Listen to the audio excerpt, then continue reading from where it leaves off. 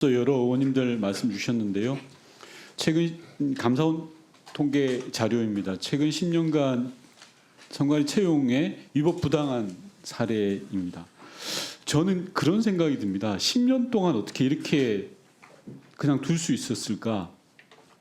어떤 조직이라도 이렇게 두는 거는 정말 심각한 문제가 있다고 생각하지 않습니까? 후보자님 어떻게 생각하십니까? 저도 위원님하고 똑같은 생각을 하고 있습니다. 예. 만약에 선관위원으로 되신다면 이런 문제에 대해서 집중적으로 고민하셔야 되는데요. 그 이유에 대해서 한번 같이 토론을 해보려고 합니다. 다음 PPT 봐주시면요. 저는 내부 제보가 당연히 있었을 건데 10년 동안 왜 안 됐을까라고 하면 짬짬이 때문에 그렇다고 생각합니다. 선관위 고위직이나 하위직 할 것 없이 내부 제보를 묵살하지 않았을까라는 의심을 하는데요. 감사원 지적사항에 보면 이런 내용들이 있습니다. 분명히 과장과 계장의 금품 순수 사실이 있고 투서가 전달됐는데도 채용 과정에서 문제없다고 종결했다라는 겁니다. 이게 가당치나 한 일입니까? 이런 일이 있었어야 되겠습니까, 후보님? 절대 있으면 안 된다고 생각합니다. 만약에 선관위원이 되신다면 이런 걸 바로잡는 게 선관위원으로서 해야 될 저는 일이라고 생각을 하고요. 다음 PPT 봐주십시오. 지금 어제 선관위가 내놓은 조치에 따르면 채용 비리와 관련돼 있는 10명에 대해서 이 10명이라는 숫자 어떤 의미인지 알고 계시죠? 혹시 후보자님 모르십니까?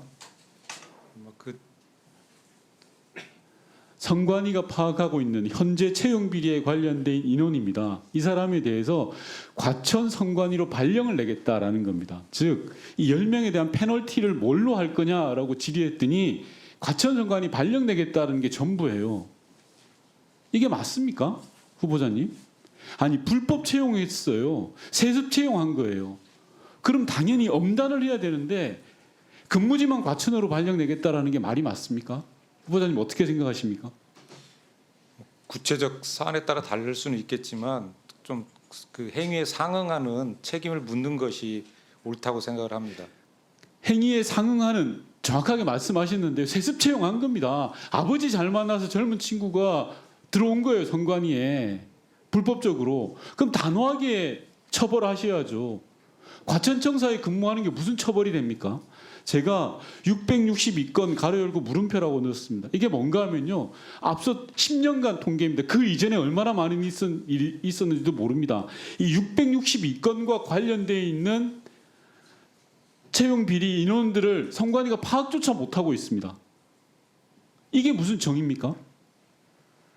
후보자님은 재판관으로 수십 년간 봉직하셨습니다. 후보자께서 생각하는 정의에 이게 부합한다고 생각하십니까? 일단 부합하는데 모자란다고 생각을 합니다. 예, 그럼 이거 단호히 조치하셔야 됩니다. 예. 지금 현직에 계신 분이 아니어서 제가 이 정도로 하는데요. 선관위원으로 만약에 임명을 받는다면 이 부분도 조치하셔야죠. 즉, 선관위가 발표한 10명 수준이 아니라 최소한 지난 10년 동안 채용 비리와 관련된 모든 사람들을 조치해야 됩니다. 그렇게 하실 의사 있습니까? 구체적으로 자세히 검토를 해보도록 하겠습니다. 당연히 검토하셔야죠. 그런데 채용 비리는 공정과 불공정의 문제입니다. 상식과 비상식의 문제입니다. 이걸 그냥 넘어갈 일이 아닙니다. 662건 중에 10명만 처벌하겠다니요. 이게 국민 감정에 맞습니까? 상식에 부합하지 않는다고 생각합니다. 662건을 탈탈 털어서 관련된 인사 전원을 조치해야 된다고 생각합니다. 의지를 밝혀주십시오, 후보자님. 확실하게 신상 필벌이 이루어져야 된다고 생각을 하고 있습니다.